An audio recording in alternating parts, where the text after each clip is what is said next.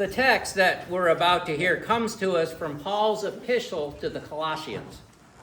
Now, this letter that offers us a vision and a version of a Christian faith that's rooted in inclusivity and transformational love. It was written to a diverse community that was navigating some very difficult cultural and religious differences as they were trying to become unified, to become one community. So as we read this ancient letter in our time, we too are challenged to move beyond our divisions, to embrace the fullness of Christ's presence in every person and all of creation. As people of faith, this text invites us to continually renew ourselves, seeking justice, compassion, and unity. And we seek these as expressions of the divine within our shared humanity. I invite you now to hear these words of grace.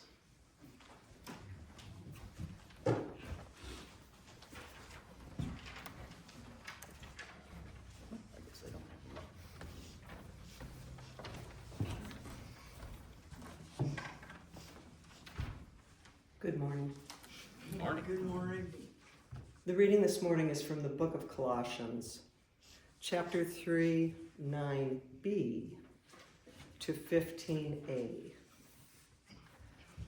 Do not lie to one another, seeing that you have stripped off the old self with its practices and have clothed yourselves with the new self, which is being renewed in knowledge according to the image of its creator. In that renewal, there is no longer Greek and Jew, circumcised and uncircumcised, barbarian, Scythian, enslaved and free, but Christ is all and in all. Therefore, as God's chosen ones, holy and beloved, clothe yourselves with compassion, kindness, humility, meekness, and patience. Bear with one another, and if anyone has a complaint against another, forgive each other, just as the Lord has forgiven you. So you also must forgive. Above all, clothe yourselves with love, which binds everything together in perfect harmony. And let the peace of Christ rule in your hearts, to which indeed you were called in one body. And be thankful. The end. Thank you. Good job.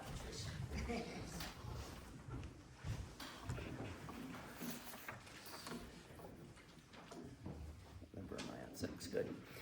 There's a legend in the Islamic tradition that goes something like this. When the Prophet Muhammad entered Medina, he was not entering a peaceful city. He arrived as a refugee. Medina was a community frayed by years of conflict. Rival tribes had been locked in cycles of retaliation, cycles that no one could fully remember how they began. But they certainly knew the damage that they caused. Jewish clans, Arab tribes, and these newly arrived followers of Muhammad lived side by side, but they did not yet know how to live with one another.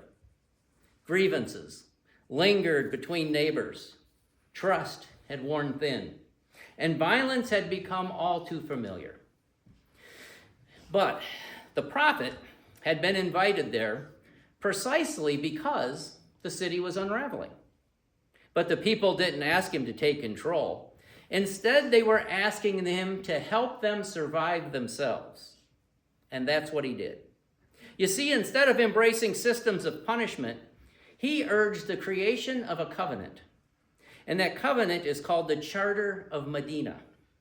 Now, the Charter of Medina was a document that was created as a shared moral framework for a pluralistic community. It didn't erase religious differences or demand uniform belief. Instead, it organized responsibility. It said, in effect, we belong to one another, even if we're not the same. The prophet instructed the people in 4 ways of living in this covenant. So first, he said, behave in ways that are trustworthy and peaceful. Let your presence be something that others can rely on. Let your conduct make violence unnecessary rather than inevitable. And second, he said, eat together as a full community. Share food across difference. Let the table become a place where fear loosens its grip, and people remember that the person across from them has a face, a story, a body, much like our own. And third, he said, keep relationships strong between you. Tend to them deliberately. Repair what frays. Do not allow resentment to quietly do the work of separating you. And finally, number 4, he said, and pray to your God at night. To pray at night is to practice a faith without imposing it. Now, these were not lofty ideals sent from on high or from some distance. They were survival practices. And over time, they rewove the relational fabric of that community. And if you think about it, you can feel how embodied they are. Trust is something that the nervous system recognizes even before the mind names it. Eating together. Eating together requires proximity and vulnerability. Maintaining relationships demands humility and patience and prayer.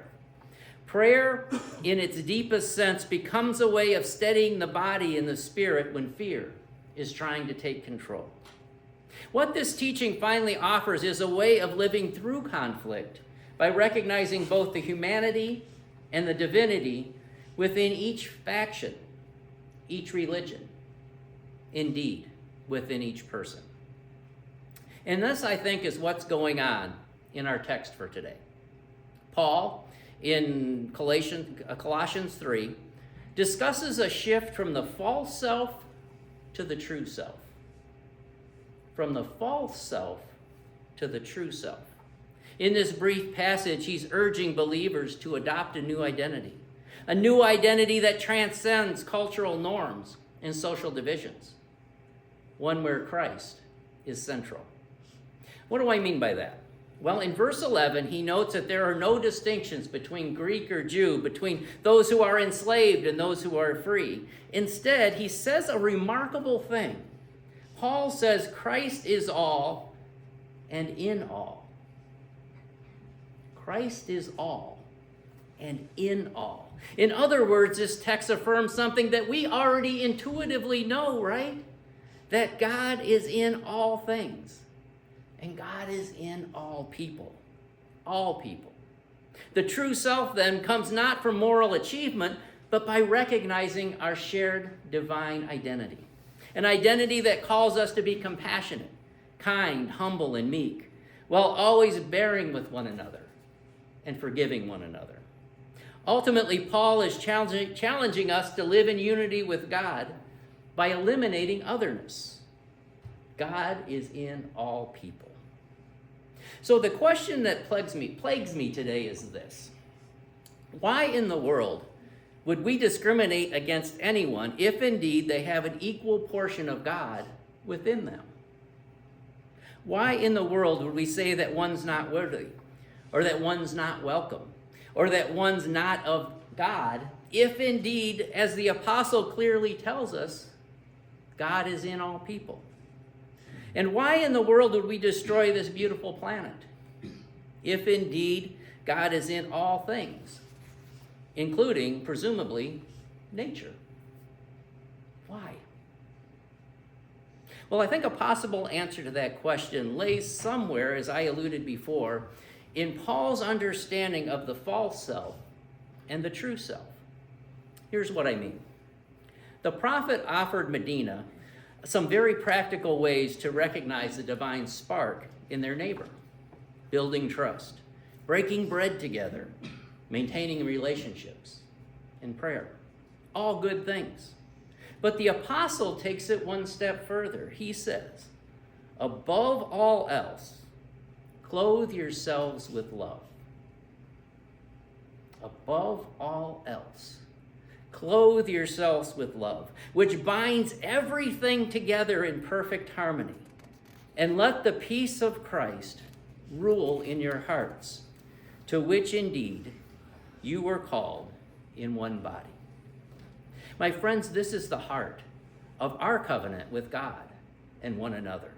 When we clothe ourselves with love, we naturally put on the garments of compassion and grace and forgiveness. When we intentionally, purposefully clothe ourselves with love, we naturally begin to build trust and to break bread and create deeper relationships with those whom society would consider other than.